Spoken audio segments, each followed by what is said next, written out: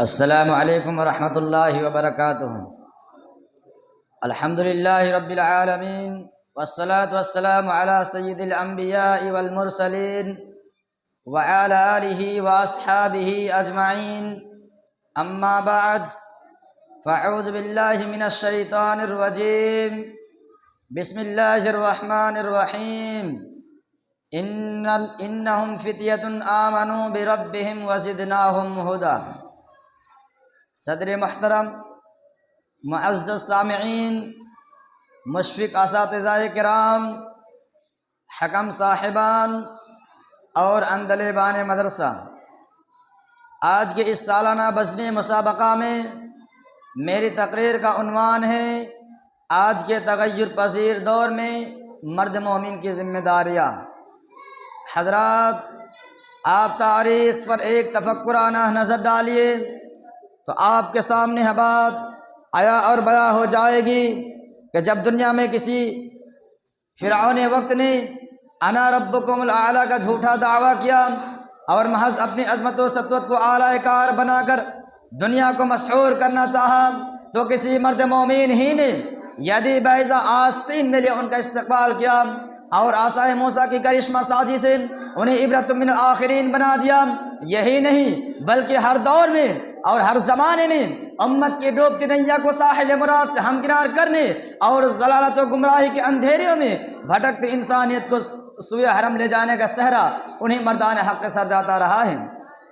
محترم سامعین، 6 صدی مسیحی میں عربوں کی خانہ جنگی، روم و ایران کی مادہ پرستی، شام و مصر کا مذہبی خلیار اور ایشیا کوچک کا قومی تعصب انسانیت کے آخری دیو کو بھی بجھا دینا چاہتا تھا۔ وہ اگر ایک مرد مومن اپنے جگر میں سارے جہاں کا درد سمائے آگے بڑھتا ہے اور کفرستان عالم کے منصہ شہود پر لا الہ الا اللہ کی صدائے بازگشت عام کر دیتا ہے، اور دیکھتے دیکھتے عدل انصاف، خود شناس و خدا پرستی کی باد بہاری گلستان عالم کو صدا ایسی بہار بنا دیتی ہے کہ ایک ضعیف اور ناتوا عورت اپنے ہاتھ میں سونے کا ڈلا اچھالتی ہوئی حجر موت تک سفر کرتی ہے، مگر راستہ میں سے کوئی چھیڑنے والا نہیں ملتا۔ حضرات، اسی پر بس کیوں کیجیے اور ذرا آگے بڑھیے اور چمنستان اسلام کے ہر گل و نستر بلکہ اس کے تمام بیل بوٹے اور ہر پتی و پنکھڑی کا مشاہدہ کیجیے، تو کیا اسلام کی گود میں پلنے والوں کی زندگیاں مومنانہ حکمت و فراست کا آئینہ دار نہیں ہے، مردانہ جرأت ہمت کا علم بردار نہیں ہے؟ آخر صدیق اکبر کے جسم میں کون سی طاقت تھی جس کے جروں کو یا کہہ رخیر دیا؟ آئین قصدین و آنا ہے ایک دریدہ پرہن نوجوان کندر رستم کے دربار میں دھارنے کی ہمت و جرأت کہاں سے آئی؟ سعد میں ابی وقاص کے دل میں ٹھاٹے مارتے اور سمندر میں گھونے ڈالنے کا کون سا جذبہ موجزن تھا؟ صحرائے افریقہ کے موسی جانوروں کو کس جادو نے مسحور کر دیا تھا؟ اور طارق بن زیاد کا کشتیاں جلا دینا کس چیز پر توکل قارحین منت تھا؟ دوستو، ایسے بھی ایک مردان حق مومن جاباز کے جوش ولولے اور عزم حوصلے کی قوت تھی، جس کی عقاب نگاہ روئے زمین کے جس خطے پر پڑتی ہے وہاں قال اللہ و قال رسول کے نغمہ سنجیوں سے فضائے گونجنے لگتی ہے۔ ایک مرد مومن ہوا کے دوش پر نہیں چلتا بلکہ اس کو پیدا کیا بہتے ہوئے دھارے کے رخ پھیر دینے کے لیے، مصائب کے سامنے سر جھکا دینا اور قضاء و قدر کا عذر پیش کرنا ایک مرد مومن کا کام نہیں ہے۔ سچ کہا ہے شاعر نے، کافر ہے تو شمشیر پہ کرتا ہے بھروسہ، کافر ہے تو شمشیر پہ کرتا ہے بھروسہ، مومن ہے تو بے طاق ہی لڑتا ہے سپاہی۔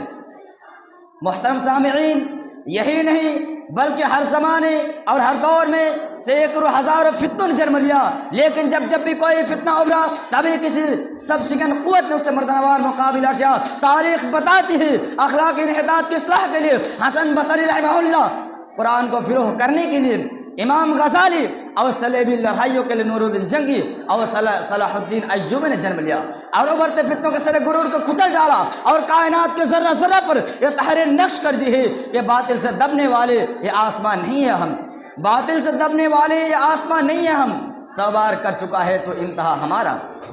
حضرات گرامی، آج پھر باطل اپنا جبرا فارے نور و ایمان کو نگل جانا چاہتا ہے، وہ اپنی نشر و اشاعت کے ذریعے میڈیا و ٹیلی ویژن کے ذریعے اسلامی تعلیمات کو پامال کر دینا چاہتا ہے، وہ اپنے روپ بدل کر اسلام کی تعلیمات کو پامال کر دینا چاہتا ہے۔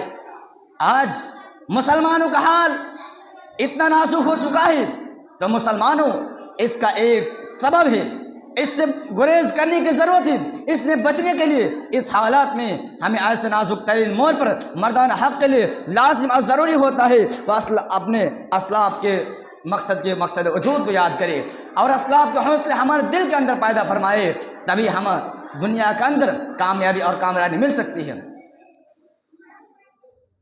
اب ہمارے لیے وہ وقت نہیں رہا کہ ہم قرآن و حدیث کو دل فریبی کے طور پر اور محض دل فریبی کے طور پر یاد کریں، بلکہ اب وقت آن پڑا ہے ہم اپنے قلب و جگر پر امت کی اب ہمارے دل کے اندر اس چیز کی ولولہ ہونی چاہیے جو اسلاف کے اندر تھی، جو ہمارے علماء کرام کے پاس تھی.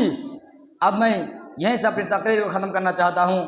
آخر میں اللہ تعالیٰ سے دعا ہے اللہ تبارک و تعالی ہم تمام مسلمانوں کو اپنے فرض منصبی کی صحیح سمجھ عطا فرمائے اور اسلاف کے حوصلے ہمارے دل کے اندر پیدا فرمائے. آمین. وآخر دعوانا ان الحمد للہ رب العالمین. السلام علیکم ورحمۃ اللہ وبرکاتہ.